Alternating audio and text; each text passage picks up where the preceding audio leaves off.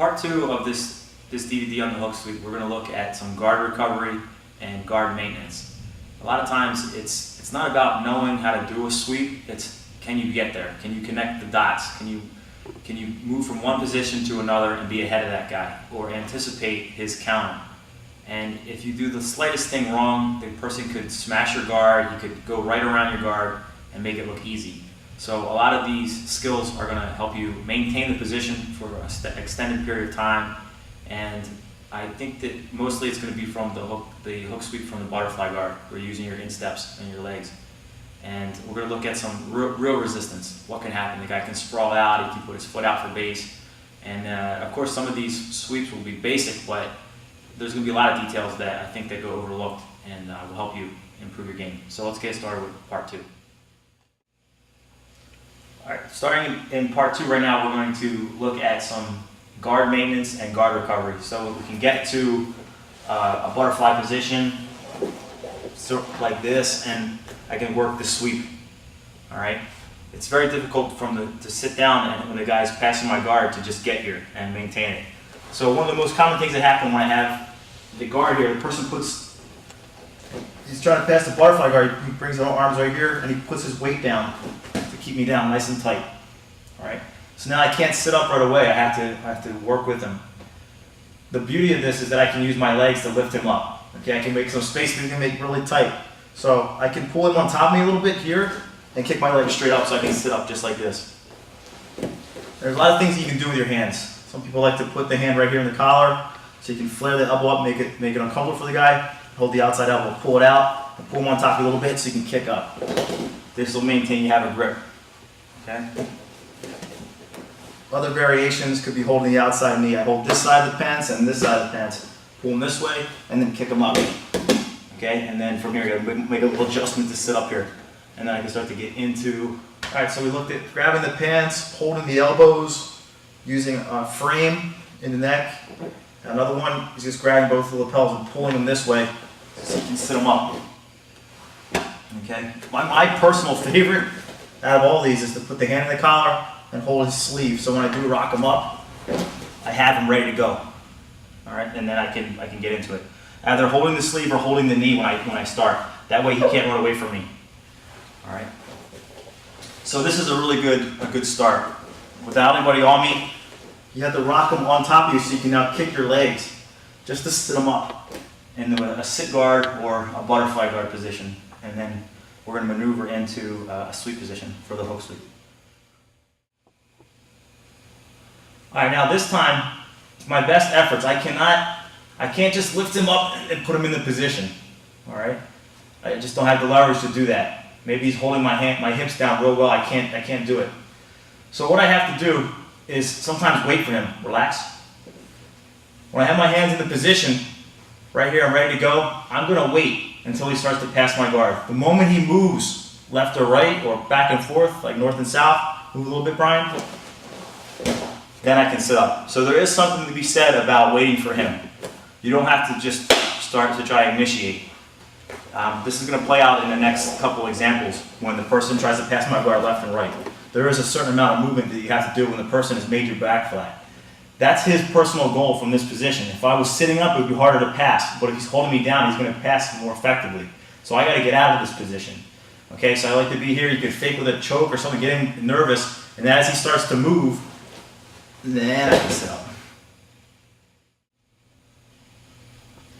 All right, Brian's holding me down, has my back flat. I take the time to put my hand in the collar, just like this, or holding it with the frame.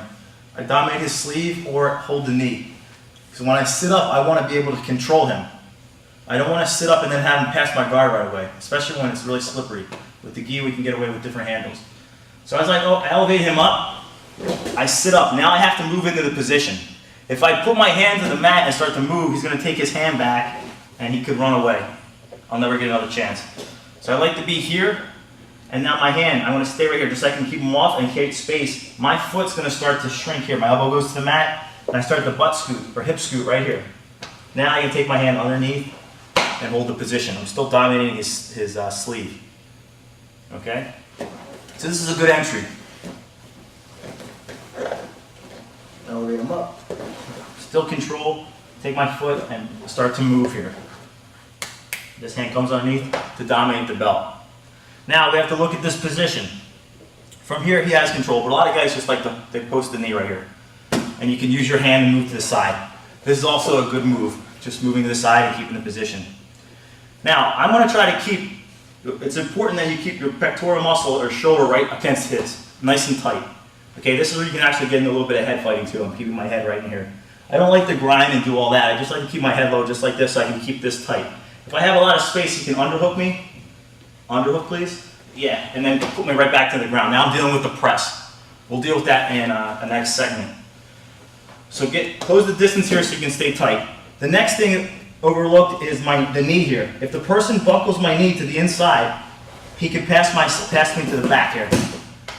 Okay? So it's important, come this way please, that you keep this knee nice and strong on the outside. I like to use this hook just to trap his knee so I can keep a good angle. All right? Start from the beginning, please. Let's change the angle a little bit. All right. So I'm here. Also, I can be underhooks if this is a good one. And you elevate. Let's keep the same control so you keep the same dynamic. There's my trap. Butt scoop, and stay tight. From here I got him. There's my placement. Okay, now I get an underhook right here, and for some reason, I make the mistake of giving him some space here. He goes underneath, and then from here, he can press me down. Okay? There's two things I like to do when this happens. You have to understand that I don't mind if the person gets the underhook and I get the overhook, because I can still, trap his sleeves and try to sweep him, make him feel really uncomfortable. But I'm dealing with the underhook and I'm also dealing with the press, which is the pass, which is going to pass over my leg. So, I like to do this at the same time, but this is what I do individually if you break it down. So, I make some space, he underhooks. I like to dominate his lapel right away, just like this, just like in the stand-up. And from here, my foot has to go to his hip. Just like this, because now when he presses into me, he can't make my back flat. I'm going to keep an angle, and I can start to sweep him. So, what do I think is more important? I think that this foot on the hip is more important than grabbing the lapel. Because I could be here, and he gets the underhook, and starts to press me, and it's like, yeah, I got the grip, but so what? Press. Good, so I can pass this way. I was able to stop him. So I have to put up a roadblock. The roadblock is my foot into his hip, or the foot into the knee momentarily. So I'm here, I make the mistake, he's got space. As he's coming in, I put my foot in there. Actually, my hand in the belt, I'm still in a good spot. Go ahead, please. Press. There you go. Now I can stand up on him.